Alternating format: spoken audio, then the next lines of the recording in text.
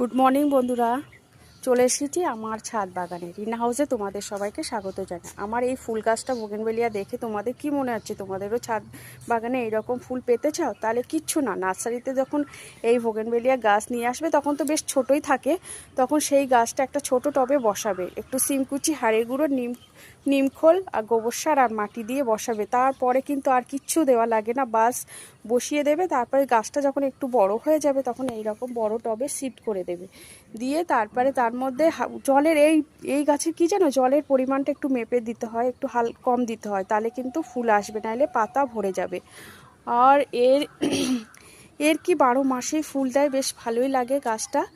আর ছাদ বাগানে দেখো আমার অনেক ধরনের গাছ আছে, কিন্তু এই গাছের ফুলগুলো এত সুন্দর কি বলবো। আর আমার এই সবজি যে খায় সেই খোসা পচিয়ে মাসে 2বার করে এই জলটা দেওয়া পড়ে, আর কিচ্ছু না, বাস এইটুকুনি দিলে তোমাদের ছাদ বাগান